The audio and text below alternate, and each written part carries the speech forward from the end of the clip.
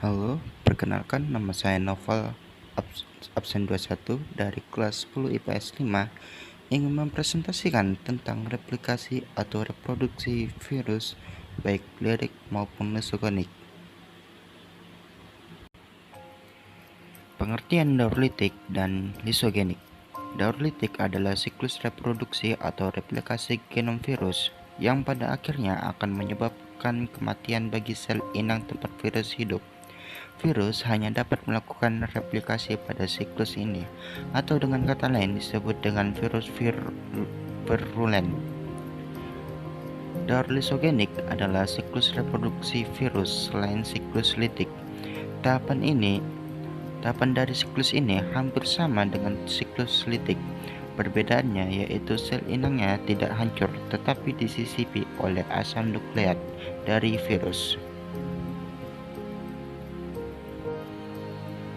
Pada daur litik terdiri dari 5 tahap sebagai berikut. Pertama, tahap absorpsi. Pada tahap ini bagian ujung ekor virus menempel pada dinding sel bakteri. Proses penempelan ini hanya terjadi pada virus tertentu. Jadi dengan kata lain, proses penempelan virus bersifat sangat khas. Setelah menempel, virus akan segera mengeluarkan enzim lysosome untuk melubangi dinding sel inang. Tahap kedua, tahap penetrasi. Pada tahap ini, DNA virus masuk ke dalam sel inang melalui penambatan lempeng ujung, kontraksi, dan penusukan pasar. Bagian tubuh virus yang masuk ke dalam sel inang hanyalah asam nukleat, sedangkan bagian kapsid tetap berada di luar dinding sel dan akan terlepas dengan sendirinya setelah tidak berguna lagi. Tahap sintetis atau replika. Proses yang terjadi pada tahap ini adalah penghancuran DNA sel inang, sehingga membuat sintesis DNA bakteri berhenti bekerja. Setelah proses ini berhasil, DNA bakteri kemudian digantikan oleh DNA virus, sehingga virus mampu mengendalikan secara utuh kehidupan dari sel bakteri. Hal ini bertujuan untuk membuat salin asam nukleat virus yang kemudian membentuk berbagai komponen virus seperti ekor dan kapsid. Tahap keempat, perakitan. Setelah melalui tahap 3, tahap selanjutnya merupakan perakitan tubuh virus yang masih terpisah-pisah seperti kepala, ekor, dan serabut ekor menjadi virus yang utuh.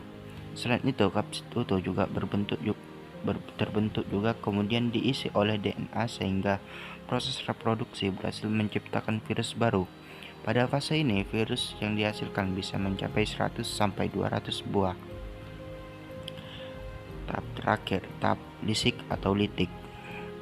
Pada tahap ini, kerja enzim lysosome tidak hanya untuk melubangi dinding sel inang saja, tetapi juga membuat dinding sel mengalami perpecahan di akhir fase reproduksi virus.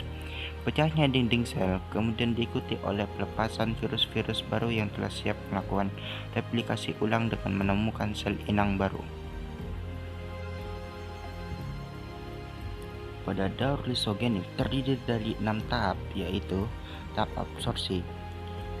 Tahap absorpsi pada siklus lysogenik sama seperti tahap absorpsi dan tahap injeksi siklus litik. Tahap kedua, tahap penggabungan. DNA virus masuk ke dalam tubuh bakteri dan terjadi penggabungan antara DNA bakteri dan DNA virus. DNA yang berbentuk kalung tak berujung pangkal terputus dan DNA virus menyisip di antara DNA bakteri yang terputus tadi. Kemudian terbentuklah rangkaian DNA yang utuh yang telah terinfeksi atau disisipi DNA virus. Tahap ketiga, tahap pembelahan. DNA virus sudah tersambung dengan DNA bakteri. DNA virus enggak bisa bergerak atau disebut sebagai profag karena bergabung dengan DNA bakteri. Ketika DNA bakteri melakukan replikasi selnya secara langsung, profag juga melakukan replikasi.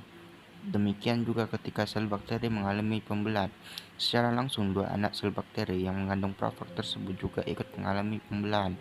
Jadi jumlah profag sama dengan jumlah sel bakteri inangnya. Tahap keempat, tahap sintetis. Pada kondisi lingkungan tertentu, profag menjadi aktif. Profag bisa saja memisahkan diri dengan DNA bakteri dan merusak DNA bakteri, kemudian menggantikan peran DNA bakteri dengan DNA virus untuk sintesis protein yang berfungsi sebagai kapsid bagi virus-virus baru dan replikasi DNA. Tahap kelima, tahap perakitan. Pada tahap ini terjadi perakitan kapsid-kapsid virus yang utuh sebagai selubung virus. Setelah kapsid virus utuh diisi dengan DNA hasil replikasi, terjadilah virus-virus baru. Tahap keenam, tahap litik. Pada tahap ini dinding bakteri akan pecah dan virus berhamburan keluar. Virus baru ini selanjutnya akan menyerang bakteri yang lain. Ya, segitu saja video saya tentang penjelasan daur litik dan daur lisogenik. Jika kalian suka video ini, kalian bisa like video ini dan sampai jumpa.